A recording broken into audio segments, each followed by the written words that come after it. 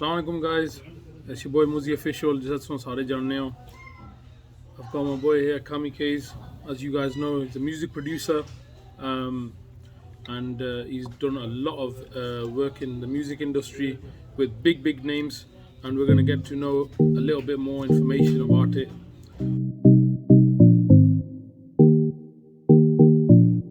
So, Kamiikaze, how we doing? Walaikum salam. All good, man. So, let's start off right from the beginning. What inspired you to basically become a music producer?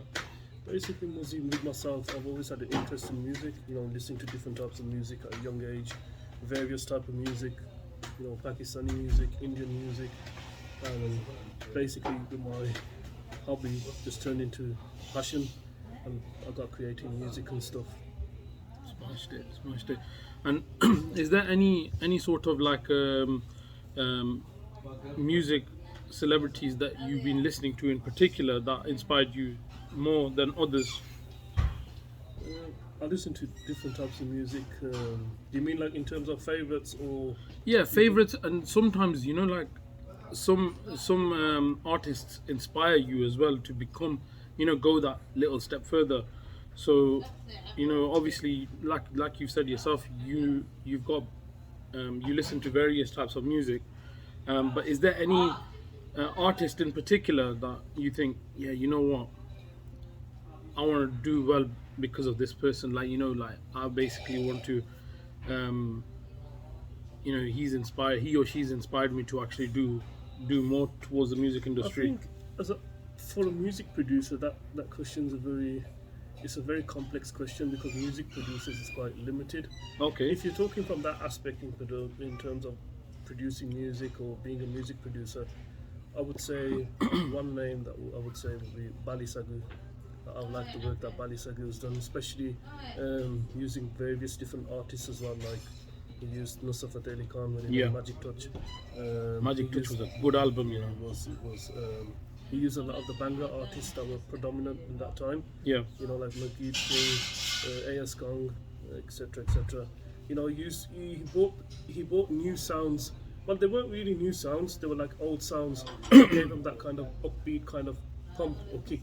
Yeah. Which had the youngsters listening to all the time. Like, one of his albums I was like, that was Essential Raga. Yes. Everyone used to have that on all the time. And Star Crazy, another one. Star Crazy, I remember everyone that. used to have that on as well. So basically, it's just the same kind of concept, really. But as years go on, more artists have come up on the scene. There's been a lot of collaborations between Pakistani artists and UK producers. Yeah. Like Asif Khan's been doing it as well with Naseeb Lal, Noor Lal, etc.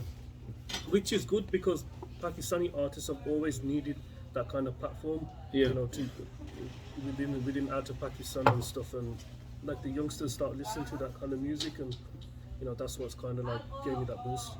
Yeah, no, that's true. Talking about Pakistani artists, have you actually worked with? I know I've heard that you've worked with someone by the name of, I think it was Yusuf Teddy. Yusuf Teddy, yeah. You did a track with him, and that was actually quite. It was a unique track. Do you want to tell us a little bit more about it? Oh, you're referring to the Birmingham song. Yeah. The Birmingham song with the Naveed Central in there. Yeah. Yeah, it was a unique experience. The first being that it was quite hard for him to pronounce Birmingham. Okay. That was the first kind. Seriously. That was kind of epic. It wasn't like a 1 hour thing. It was quite. The rest of the song was fine.